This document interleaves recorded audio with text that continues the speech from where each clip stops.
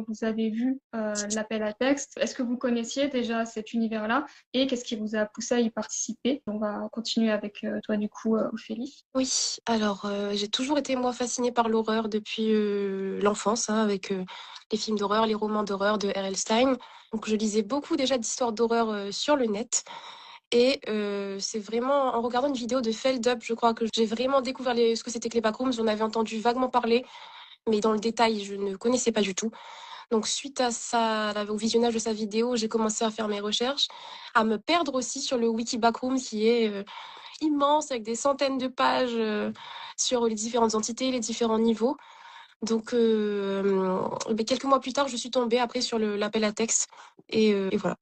Et c'est vrai que Feldup a fait un gros travail là-dessus de faire connaître un peu au public français les backrooms, puisque c'était très horreur à la fois internet et anglo-saxon. Mm. Et pour nous aussi, bah, ça a été un avantage qu'il y ait ces vidéos-là, parce qu'on pouvait conseiller aux auteurs d'aller jeter un coup d'œil à ces vidéos. Et Pierre, est-ce que tu connaissais un petit peu ou est-ce que ça a été vraiment une découverte totale? Ouais, je connaissais un petit peu. En fait, j'ai bien traîné sur YouTube. Il y a pas mal de chaînes intéressantes, notamment celle de Feldup, où il y a des choses un petit peu étranges sur les groupes qui ont disparu, des morceaux iconiques comme ça. Et j'étais tombé un peu sur ce qu'il racontait sur les backrooms.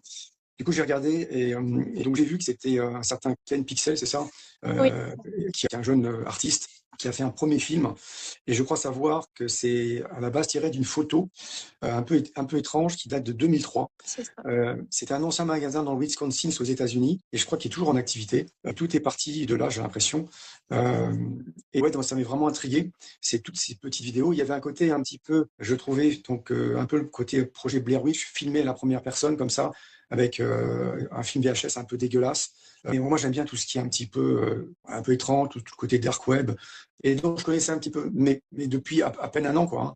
Et Mm. puis, quand tu as proposé l'appel à texte, je dis waouh, c'est génial. Et l'appel à texte m'a appris beaucoup de choses sur les niveaux parce que je connaissais pas. Euh, donc voilà, un peu pour expliquer mon petit parcours sur l'univers des backrooms. Justement, mais ce qui est intéressant, c'est que c'est à la fois une horreur qui est, on peut dire, récente, enfin, en tout cas, l'univers des backrooms qui est récent, et on voit que c'est un sujet qui, même s'il est récent, donc la première photo qui a créé l'univers des backrooms date de 2019, a un côté assez intergénérationnel pour ceux, en tout cas, qui aiment l'horreur et ces sujets-là. Et donc, du coup, on va passer aussi à Carole un petit peu. Donc, Alors moi, j'ai horreur en fait des films d'horreur, contrairement à Ophélie, mais j'ai découvert via Internet, notamment via les let's play de jeux vidéo, d'abord la fondation SCP, ensuite les backrooms avec le jeu, et c'est vrai qu'on peut très facilement se perdre dans les histoires, les archives, enfin Mm. tout cet univers. quand vous avez vu l'appel à texte,